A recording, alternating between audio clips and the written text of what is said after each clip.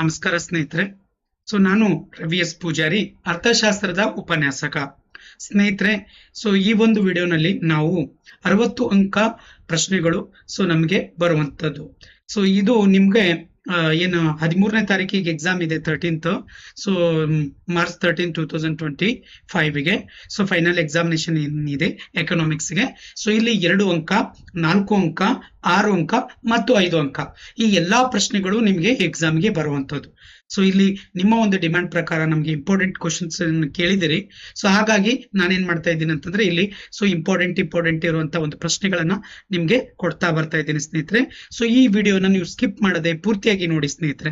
ಇಲ್ಲಿ ನಿಮ್ಗೆ ಫಿಕ್ಸ್ ಏನಂತಂದ್ರೆ 6 ಅಂಕಗಳು ಬರ್ಲೇಬೇಕು. ಹೌದಾ? ಎಕ್ಸಾಮ್ಗೆ ನಿಮ್ಗೆ ತುಂಬಾ ಹೆಲ್ಪ್ ಆಗುತ್ತೆ. ಅದಕ್ಕೆ ದಯವಿಟ್ಟು ಪೂರ್ತಿಯಾಗಿ ವಾಚ್ ಮಾಡಿ, ಮತ್ತೆ ಎಲ್ಲರಿಗೂ ಕೂಡ ಇದನ್ನ ಶೇರ್ ಮಾಡಿ ಸ್ನೇಹಿತರೆ. ಮೊದಲೇದಾಗಿ 2 ಅಂಕದ ಪ್ರಶ್ನೆಯನ್ನ ನೋಡ್ತಾ ಬರೋಣ ಸ್ನೇಹಿತರೆ. ಎನ್ಯುವಲ್ ಎಕ್ಸಾಮ್ಗೆ ಇಲ್ಲಿ ಫಿಕ್ಸ್ ಆಗಿ 12 ಮಾರ್ಕ್ಸ್ ಆಗುತ್ತೆ. ನೋಡಿ ಸ್ನೇಹಿತರೆ, ಇಲ್ಲಿ ಈ ಪ್ರಶ್ನೆಯನ್ನು ತಗೊಂಡಿದ್ದೀನಿ. ಮೂಲ ಆರ್ಥಿಕ ಚಟುವಟಿಕೆಗಳನ್ನು ಪಟ್ಟಿ ಮಾಡಿ ಅಂತ. ಉತ್ಪಾದನಾ ಸಾಧ್ಯತಾ ಗಡಿ ಎಂದರೇನು? ಮಿಶ್ರ ಆರ್ಥಿಕತೆ ಎಂದರೇನು? ಒಂದು ಉದಾಹರಣೆ ಕೊಡಿ. ಅನುಭೋಗಿಯ ವರ್ತನೆ ವಿವರಿಸುವ 2 ವಿಧಾನಗಳನ್ನು ತಿಳಿಸಿ ಅಥವಾ ಹೆಸರಿಸಿ. ಏಕತಾನಾತ್ಮಕ ಒಲವು ಎಂದರೇನು? ಅನುಭೋಗಿಯ ಆದರ್ಶ ಆಯ್ಕೆ ನಿರ್ಧರಿಸುವ ಅಂಶಗಳನ್ನು ಪಟ್ಟಿ ಮಾಡಿ. ಬೇಡಿಕೆ ರೇಖೆಯ ಋಣಾತ್ಮಕ ಇಳಿಜಾರು ವಿವರಿಸುವ 2 ಪರಿಣಾಮಗಳನ್ನು ಹೆಸರಿಸಿ. ಬೇಡಿಕೆ ನಿಯಮ ತಿಳಿಸಿ. ಕೆಳದರ್ಜೆಯ ಸರಕುಗಳು ಎಂದರೇನು? ಉದಾಹರಣೆ ಕೊಡಿ. ಮತ್ತು ಬೆಲೆ ಬೇಡಿಕೆ ಸ್ಥಿತಿಸ್ಥಾಪಕತ್ವ ಎಂದರೇನು ಏನೆಂದು ಅರ್ಥೈಸುವಿರಿ? ಅದರ ಅರ್ಥವನ್ನು ಅಥವಾ ಅದರ ಸೂತ್ರವನ್ನು ಬರೆಯಿರಿ ಅಂತ. ಬೆಲೆ ಬೇಡಿಕೆ ಸ್ಥಿತಿಸ್ಥಾಪಕತ್ವದ ಯಾವುದಾದ್ರೂ 2 ವಿಧಗಳನ್ನು ಹೆಸರಿಸಿ. ಸರಿನಾ? ಇವು ತುಂಬಾ ರಿಪೀಟ್ ಆಗಿರುವಂತದ್ದು. ಇದ್ರೊಳಗ 2 ಪ್ರಶ್ನೆಗಳು ಬರುತ್ತೆ. ಅದಾದ ನಂತರ ನೆಕ್ಸ್ಟ್ ಇದು ಹೊಸದಾಗಿ ಸೇರ್ಪಡೆಗೊಂಡಿರುವಂತ ಒಂದಿಷ್ಟು ಪ್ರಶ್ನೆಗಳದಾವ. 12 ಮತ್ತು 13 ನೋಡ್ಕೊಳ್ಳಿ. ಅದಾದ ನಂತರ ನೆಕ್ಸ್ಟ್ ಚಾಪ್ಟರ್ ನಂಬರ್ 3 ಅಲ್ಲಿ 14 ಮತ್ತು 15 ನೋಡಿ ಸ್ನೇಹಿತರೆ. ಹೌದಾ? ಇಲ್ಲಿ 15ನೇ ಪ್ರಶ್ನೆ ನೋಡಿ. ಒಂದು ಉದ್ಯಮ ಘಟಕದ ಪೂರೈಕೆ ರೇಖೆಯನ್ನು ನಿರ್ಧರಿಸುವ 2 ಅಂಶಗಳಂತಿದೆ. ಮತ್ತೆ ಇಬ್ಬರು ಉತ್ಪಾದನಕಾರರಿದ್ದಾರ, ಕ್ರಮವಾಗಿ ಅದರದ್ದು ಪ್ಲಸ್ ಮಾಡೋ ಮುಖಾಂತರ ನಮ್ಗೆ ಮಾರುಕಟ್ಟೆ ಪೂರೈಕೆ ಸಿಗುತ್ತೆ ಅಂತ ಅನ್ನುವಂಥದ್ದು. ಅದಾದ ನಂತರ ಬೇಡಿಕೆ ಪೂರೈಕೆ ಸ್ಥಿತಿಸ್ಥಾಪಕತ್ವ ಅರ್ಥವನ್ನು ನೀಡಿ ಅಂತ ಅದರ ಸೂತ್ರ ಇದೆ. ಅಧಿಕ ಬೇಡಿಕೆ ಮತ್ತು ಅಧಿಕ ಪೂರೈಕೆ ನಡುವೆ ಇರುವಂತಹ ವ್ಯತ್ಯಾಸಗಳನ್ನು ತಿಳಿಸಿ ಅಂತ ಕೇಳಿರುವಂತದ್ದು. ಆಮೇಲೆ ಶ್ರಮದ ಹೌದಾ ಸೀಮಾಂತ ಆದಾಯದ ಉತ್ಪನ್ನ MRPL ಎಂದರೇನು ಅಂತ ಕೇಳಿದಿದೆ. ಅದನ್ನ ನೀವು ಇದು ಮಾಡ್ಬೇಕಾಗತ್ತೆ. ಅದಾದ ನಂತರ ನೆಕ್ಸ್ಟ್ ನೋಡಿ ಸ್ನೇಹಿತರೆ, ಸಮಗ್ರ ಅರ್ಥಶಾಸ್ತ್ರದ ದೃಷ್ಟಿಕೋನದಲ್ಲಿ ಆರ್ಥಿಕತೆಯ ಪ್ರಮುಖ 4 ವಲಯಗಳನ್ನ ಹೆಸರಿಸಿ. 4 ಉತ್ಪಾದನಾಂಗಗಳು ಯಾವುವು? ಅವುಗಳ ಪ್ರತಿಫಲಗಳು ಯಾವುವು ಅಂತ ಅವುಗಳನ್ನ ಬರಿಬೇಕಾಗತ್ತೆ. ನೆಕ್ಸ್ಟ್ ಅದಾದ ನಂತರ ಸ್ನೇಹಿತರೆ ನೋಡಿ, ಮಧ್ಯಂತರ ಸರಕುಗಳು ಅರ್ಥವನ್ನು ಒಂದು ಉದಾಹರಣೆಯೊಂದಿಗೆ ವಿವರಿಸಿರಿ. ದಾಸ್ತಾನು ಮತ್ತು ಅರಿವಿನ ನಡುವಿನ ವ್ಯತ್ಯಾಸ ತಿಳಿಸಿ. ಹೌದಾ? GDP ಅಂದ್ರೆ ರಾಷ್ಟ್ರೀಯ ವರಮಾನದ 3 ಮಾಪನಗಳನ್ನ ಮಾಡುವಂತ ವಿಧಾನಗಳನ್ನು ತಿಳಿಸಿ ಅನ್ನುವಂಥದ್ದು. ನೆಕ್ಸ್ಟ್ 25ನೇ ಪ್ರಶ್ನೆ ನೋಡಿ, ತಪಶೀಲ ಪಟ್ಟಿಯ ಶೇಕಡೆ ಮತ್ತು ಕುಸಿತ ವರ್ಗಾವಣೆ ಪಾವತಿ ಎಂದರೇನು? ನಾಮಮಾತ್ರ ಮತ್ತು ನೈಜ GDP ನಡುವಿನ ವ್ಯತ್ಯಾಸಗಳನ್ನು ಕೇಳಿರುವಂತದ್ದು.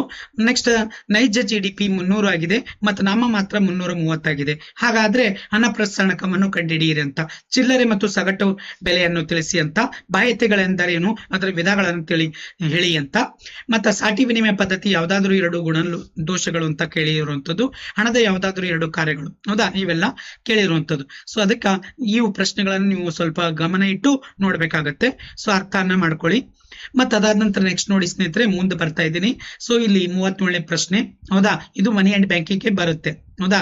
CRRs ಅದರದೆಲ್ಲ ಇದೆ, ಇವೆಲ್ಲ ನೋಡ್ಕೊಳ್ಳಿ. ನೆಕ್ಸ್ಟ್ ಮುಂದಿನ ಪ್ರಶ್ನೆ ತಗೊಂಡಾಗ ಮಿತವ್ಯಯ ವಿರೋಧಾಭಾಸದ ಅರ್ಥವನ್ನು ಕೊಡಿ ಅಂತ. ಹೌದಾ? ಸಾರ್ವಜನಿಕ ಸರಕುಗಳನ್ನು ಸರ್ಕಾರವೇ ಪೂರೈಸಬೇಕು ಅನ್ನುವಂಥದ್ದು.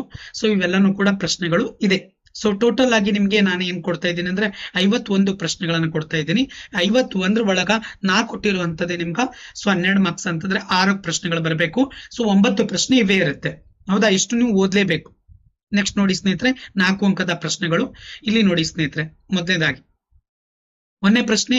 1ನೇ ಚಾಪ್ಟರ್ ಅಲ್ಲಿ ನಾನು ಟೋಟಲ್ ಆಗಿ 3 ಪ್ರಶ್ನೆಗಳನ್ನು ತಗೊಂಡಿದ್ದೀನಿ. ಈ 3 ನೀವು ಪರ್ಫೆಕ್ಟ್ ಆಗಿ 3ರಲ್ಲಿ 1 ಫಿಕ್ಸ್ ಆಗುತ್ತೆ. 1, 2, 3 ಪ್ರಶ್ನೆ ನೋಡ್ಕೊಳ್ಳಿ. ನೆಕ್ಸ್ಟ್ ಆ ಪ್ರಶ್ನೆ ಸಂಖ್ಯೆ 4ರಿಂದ 8ರವರೆಗೆ ಏನಾಗಿದೆ, 2ನೇ ಚಾಪ್ಟರ್ಗೆ ಸಂಬಂಧಪಟ್ಟಂತೆ ಇದೆ. ಇದನ್ನ ನೀವು ಇಲ್ಲಿ ಅರ್ಥ ಮಾಡ್ಕೋಬಹುದು. ಅದನ್ನ ನೀವು ತಯಾರು ಮಾಡ್ಕೊಳ್ಳಿ. ಹೌದಾ? ಅದಾದ ನಂತರ 9 ಮತ್ತು 10, 11, 12. ಆಮೇಲೆ 12 ಪ್ರಶ್ನೆ ಇವೇನಿದೆ ನೋಡ್ರಿ, ಈ ಪ್ರಶ್ನೆ ಚಾಪ್ಟರ್ ನಂಬರ್ 3ಗೆ ಸಂಬಂಧಪಟ್ಟಂತೆ ಇದೆ. ಇದರಲ್ಲಿ 1 ಬರಬೇಕು. ಹೌದಾ? ಚಾಪ್ಟರ್ ನಂಬರ್ 2 ನಲ್ಲಿ ತಗೊಂಡಾಗ 4ರಿಂದ 8 ಕ್ರಮ ಸಂಖ್ಯೆಗಳಿದಾವ, ಅದರಲ್ಲಿ 2 ಬರುತ್ತೆ. ಮೇಲ್ಗಡೆ 1. ಹಾಗಾದ್ರೆ ಇಲ್ಲಿ 3 ಪ್ರಶ್ನೆಗಳು ನಿಮ್ ಕವರ್ ಆಯ್ತು ಅಂತ ಅರ್ಥ. ನೆಕ್ಸ್ಟ್ ಪ್ರಶ್ನೆ ನೋಡಿ ಸ್ನೇಹಿತರೆ, 13ನೇ ಪ್ರಶ್ನೆ. 13 ಮತ್ತು 14 ಏನ್ ಇದೆಯಲ್ಲ, ಇದು ಏನಾಗ್ತದೆ ಚಾಪ್ಟರ್ ನಂಬರ್ 4ಕ್ಕೆ ಸಂಬಂಧಪಟ್ಟಂತೆ. ಆಮೇಲೆ 15 ಮತ್ತು 16, 17 ಈ 3 ಪ್ರಶ್ನೆಗಳು ಏನಿದಾವ ಚಾಪ್ಟರ್ ನಂಬರ್ 5ಕ್ಕಿದೆ. ಮೈಕ್ರೋ ಎಕನಾಮಿಕ್ಸ್ ಒಳಗ 5ನೇ ಚಾಪ್ಟರ್ಗೆ ಬರುವಂತದ್ದು. ಇದರಲ್ಲಿ ಒಂದು ಪ್ರಶ್ನೆ ಫಿಕ್ಸ್ ಆಗತ್ತೆ. ನೆಕ್ಸ್ಟ್ ಚಾಪ್ಟರ್ ನಂಬರ್ 6 ಅಂದ್ರೆ ಯಾವುದು, ಮ್ಯಾಕ್ರೋ ಎಕನಾಮಿಕ್ಸ್ ಆರಂಭದ ಚಾಪ್ಟರ್. ಸೊ ಇಲ್ಲಿ 18 ಕ್ರಮ ಸಂಖ್ಯೆ ಮತ್ತು 19, 20 ಈ ಪ್ರಶ್ನೆಗಳೇನಿದೆ ಇದರಲ್ಲಿ ಒಂದು ಫಿಕ್ಸ್ ಆಗುತ್ತೆ. ಹಾಗಾಗಿ ನಾನು ಇಲ್ಲಿ 3 ಪ್ರಶ್ನೆಗಳನ್ನು ಕೊಟ್ಟಿದ್ದೀನಿ. ಹೊಸದಾಗಿ ಸೇರ್ಪಡೆಗೊಂಡಿರುವಂತಹ ಪ್ರಶ್ನೆ ಇದೆ, ಸಮಗ್ರ ಅರ್ಥಶಾಸ್ತ್ರ ಉಗಮ ಅಂತಿದೆ, ಮತ್ತು ಕುಟುಂಬ ವಲಯ ಮತ್ತು ಇದ್ರ ರಾಜ್ಯದ ಪಾತ್ರಗಳನ್ನು ಕೇಳಿರುವಂತದ್ದು. ಅರ್ಥಶಾಸ್ತ್ರ, ಸೂಕ್ಷ್ಮ ಅರ್ಥಶಾಸ್ತ್ರ ಸಮಗ್ರ ಅರ್ಥಶಾಸ್ತ್ರಕ್ಕೆ ಯಾವ ರೀತಿಯಾಗಿ ಭಿನ್ನ ಇದೆ ಅನ್ನುವಂಥದ್ದು ಇದು.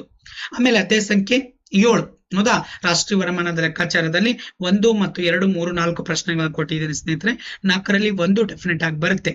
ಈ ಒಂದು ಪ್ರಾಬ್ಲಮ್ ಕೂಡ ಇದೆ, ಹೊಸದಾಗಿ ಸೇರ್ಪಡೆಗೊಂಡಿರುವಂತದ್ದು. ನೆಕ್ಸ್ಟ್ ನೋಡಿ ಸ್ನೇಹಿತರೆ, 25ನೇ ಪ್ರಶ್ನೆ, RBI ಕಾರ್ಯಗಳು, ವಾಣಿಜ್ಯ ಬ್ಯಾಂಕಿನ ಕಾರ್ಯಗಳು, ಹಣದ ಬೇಡಿಕೆಯ ಸಟ್ಟ ವ್ಯಾಪಾರದ ಉದ್ದೇಶ, ಹಣದ ಅತ್ಯಂತ ಅನುಕೂಲಕರ ಲೆಕ್ಕದ ಘಟಕವಾಗಿ ಕಾರ್ಯನಿರ್ವಹಿಸುತ್ತದೆ ಈ ಹೇಳಿಕೆ. ಇದರಲ್ಲಿ 1 ಬರಬೇಕಾಗತ್ತೆ. ನೆಕ್ಸ್ಟ್ ನೋಡಿ 29, 30, 31 ಈ 3ರಲ್ಲಿ 1 ಫಿಕ್ಸ್ ಆಗುತ್ತೆ ಸ್ನೇಹಿತರೆ. ನೆಕ್ಸ್ಟ್ ನೋಡಿ, ಸಾರ್ವಜನಿಕ ಸಾಲವು ಹೊರೆಯಾಗಿದೆ ಅನ್ನುವಂಥದ್ದು. ಇದು ನನ್ನ ಪ್ರಕಾರ ಎನ್ಯುವಲ್ ಎಕ್ಸಾಮಿಗೆ ಬಾರದೇ ಇರ್ಬೋದು, ಬಟ್ ಏನಂತಾರೆ ಇದು ಇಂಪಾರ್ಟೆಂಟ್ ಅನಿಸಿದೆ, ಅದು ಕೊಟ್ಟಿದ್ದೀನಿ ನಾನು, ಯಾಕಂದ್ರೆ ಇದು ನಾಲೆಜ್ ಓರಿಯೆಂಟೆಡ್ ಇರುವಂತದ್ದು, ಅದಕ್ಕೋಸ್ಕರ. ನೆಕ್ಸ್ಟ್ ನೋಡಿ, ಸ್ಥಿರ ವಿನಿಮಯ ಪದ್ಧತಿ ದರ ಏನಿದೆ ಇದು 33, 34, 35, 36, 37, 38 ಇದರಲ್ಲಿ 2 ಪ್ರಶ್ನೆಗಳು ಬರುತ್ತೆ ಸ್ನೇಹಿತರೆ. ಹೌದಾ, ಸೊ ಮುಕ್ತ ಮಾರುಕಟ್ಟೆ ಏನದ, ಮಾರುಕಟ್ಟೆ ಆಗ್ಬೇಕು, ಇಲ್ಲಿ ಮಾರಕ ಆಗಿದೆ. ಸೊ ಮಾರುಕಟ್ಟೆ ಕೊಂಡಿ ಆರ್ಥಿಕತೆ, ಮುಕ್ತ ಆರ್ಥಿಕತೆ ಕೊಂಡಿಗಳು, 3 ಕೊಂಡಿಗಳ ವಿವರಿಸಿರಿ ಅಂತಿದೆ. So total 38. ಹೌದಾ, ಇದರಲ್ಲಿ ನೀವು ಬರಿಬೇಕಾಗಿರೋದು 5 ಪ್ರಶ್ನೆಗಳು. ಹೌದಾ, ಸೊ ಇಲ್ಲಿ 9 ಪ್ರಶ್ನೆಗಳು ಇವೇ ಇರುತ್ತೆ. 9ರಲ್ಲಿ ನೀವು ಸೊ ಎಷ್ಟು ಅಂತಂದ್ರೆ 5 ಪ್ರಶ್ನೆಯನ್ನ ಬರಿಬೇಕಾಗತ್ತೆ. ಸೊ ನಾ ಹೇಳಿದ್ದೆ ಪ್ರಶ್ನೆ ಇರುತ್ತೆ, ಇಷ್ಟು ನೀವು ನೋಡ್ಕೊಳ್ಳಿ ಸಾಕಾಗತ್ತೆ. ನೆಕ್ಸ್ಟ್ 6 ಅಂಕದ ಪ್ರಶ್ನೆ ಸ್ನೇಹಿತರೆ. ಇಲ್ಲಿ 6 ಅಂಕ ಅಂದ್ರೆ 6 3 18 3 ಪ್ರಶ್ನೆಗಳು ಬರಬೇಕು. ಹೌದಾ, ಮೊದಲೇ ಚಾಪ್ಟರ್ ನಲ್ಲಿ ನಾನು ಏನ್ ಮಾಡಿದ್ದೀನಿ ಅಂದ್ರೆ, ಸೊ ಇಲ್ಲಿ ನಿಮ್ಗೆ ಟೋಟಲ್ 4 ಪ್ರಶ್ನೆಗಳನ್ನು ಕೊಟ್ಟಿದ್ದೀನಿ, ನೋಡ್ಕೊಳ್ಳಿ. 1, 2, 3, 4. ಆಮೇಲೆ 5 ಮತ್ತು 6. ಹೌದಾ, ಸೊ ಇಲ್ಲಿ ಯಾವ್ದು ಚಾಪ್ಟರ್ಗೆ ಸಂಬಂಧಪಡುತ್ತೆ ಅಂದ್ರೆ 3ನೇ ಅದೇ 7, 8, 9 ಮತ್ತ 10. ಹೌದಾ, ಮತ್ತ 11 ಪ್ರಶ್ನೆ ಇವೆಲ್ಲನೂ ಕೂಡ 5 ಚಾಪ್ಟರ್ಗೆ ಸಂಬಂಧಪಡುತ್ತೆ.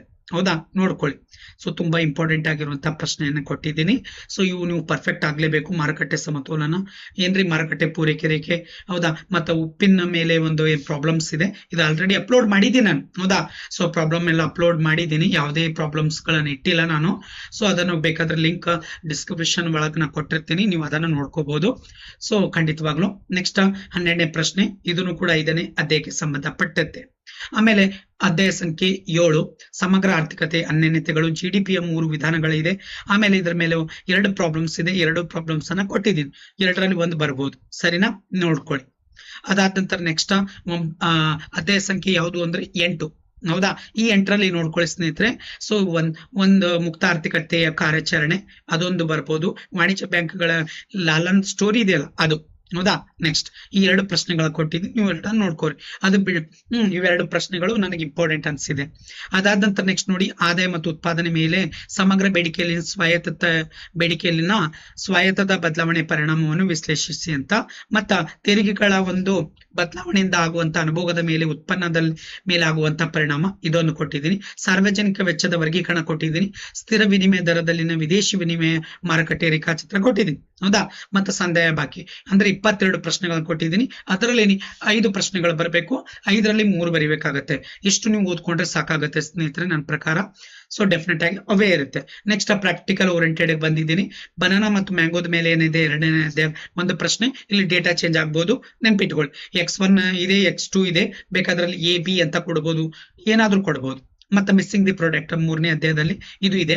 ಸೊ ನೆಕ್ಸ್ಟ್ 4ನೇ ಅಧ್ಯಾಯದಲ್ಲಿ TR, MR, AR ಇದೆ. ಮಾರುಕಟ್ಟೆ ರೇಟ್ ಎಷ್ಟಿದೆ, 60 ಇದೆ. ಇಲ್ಲಿ 10 ಕೊಡ್ಬೋದು, 20 ಕೊಡ್ಬೋದು, 75 ಕೊಡ್ಬೋದು, ಎಷ್ಟನ್ನು ಕೊಡ್ಬೋದು. ಮತ್ತ 4ನೇ ಅಧ್ಯಾಯ ಬಂದಾಗ ಅದಾಯ್ತಲ್ಲ. 5ನೇ ಅಧ್ಯಾಯದಾಗ ಇದು ಇದೆ ಹೌದಾ, QD = QS. ಸೊ ಇಲ್ಲಿ ಏನಾಗುತ್ತೆ ಅಂದ್ರೆ ಮಾರುಕಟ್ಟೆ ರೇಖಾಚಿತ್ರ ರಚಿಸಬೇಕು, ಸಮತೋಲನ ಬಿಂದು ಕಂಡುಹಿಡಿಬೇಕು, ಸಮತೋಲನ ಬೆಲೆ ಕಂಡುಹಿಡಿಬೇಕು, ಸಮತೋಲನ ಪ್ರಮಾಣ ಕಂಡುಹಿಡಿದು ಅಧಿಕ ಬೇಡಿಕೆ ಮತ್ತು ಅಧಿಕ ಪೂರೈಕೆಯನ್ನು ಕೂಡ ಕಂಡುಹಿಡಬೇಕಾಗುತ್ತೆ. ಅದಾದ ನಂತರ ನೆಕ್ಸ್ಟ್ ಚಾಪ್ಟರ್ ನಂಬರ್ 7ರಲ್ಲಿ ಏನಾಗಿದೆ ಅಂದ್ರೆ ಇದು ಹೊಸದಾಗಿ ಸೇರ್ಪಡೆಗೊಂಡಿರುವಂತಹ ಪ್ರಶ್ನೆ ಇದೆ ಸ್ನೇಹಿತರೆ, ಇದನ್ನು ಕೂಡ ಬರುವಂತ ಸಾಧ್ಯತೆ ಇದೆ, ಅದಕ್ಕೆ ಮಾಡಿ. ಅದಾದ ನಂತರ ಇದು ಅನನ್ಯೀಕರಣ ಇದೆಯಲ್ಲ, ನೋಟು ರದ್ದತಿ ಬಂದ್ರು ಕೂಡ ಸ್ಕಿಪ್ ಮಾಡಿ, ಯಾಕಂದ್ರೆ ಟೈಮ್ ಜಾಸ್ತಿ ಹೋಗುತ್ತೆ ಅಲ್ಲ, ನೀವು ಬಿಡಿಬೇಕಾದ್ರೆ. ನೆಕ್ಸ್ಟ್ ಸೊ ಅಧ್ಯಾಯ ಸಂಖ್ಯೆ ಯಾವುದು ಅಂದ್ರೆ 10 ಮೇಲೆ ಏನಾಗಿದೆ ಅಂದ್ರೆ ಸೊ ಇದು ಒಂದು ಸಮಗ್ರ ಬೇಡಿಕೆ ಮತ್ತು ಸಮಗ್ರ ಪೂರೈಕೆ ಮೇಲೆ ಇದೆ. ಸೊ ಈ ಒಂದು ಪ್ರಶ್ನೆಯ ಮೇಲೆ ಕೂಡ ಸಪರೇಟ್ ವಿಡಿಯೋ ಮಾಡಿದ್ದೀನಿ, ನೋಡ್ಕೊಳ್ಳಿ. ಅದಾದ ನಂತರ ನೆಕ್ಸ್ಟ್ ನಿಮ್ಮದು ಏನಂದ್ರೆ ವೆಚ್ಚದ ಮೇಲೆ ಆದಾಯದ ಮೇಲೆ ಒಳಗೊಂಡಂತ ಇದು ಇದೆ, ಉಳಿತಾಯ ಮತ್ತು ಕೊರತೆ ಸಮತೋಲಿತ. ಇದ್ರ 3ರಲ್ಲಿ ಒಂದು ಕೇಳ್ತಾನೆ, ಯಾವ್ದನ್ನು ಸೊ 3 ಕೇಳುವುದಿಲ್ಲ, ಒಂದು ಬರ್ಬೋದು. ಇಲ್ಲ ಅಂದ್ರೆ ಲಾಸ್ಟ್ ಏನಂದ್ರೆ ಇವು 9 ದೇಶಗಳ ಒಂದು ಕರೆನ್ಸಿ ಇರುತ್ತೆ, ಆ ಕರೆನ್ಸಿಗೆ ನೀವು 5 ಕರೆನ್ಸಿಗಳನ್ನ ಬರಿಬೇಕಾಗತ್ತೆ.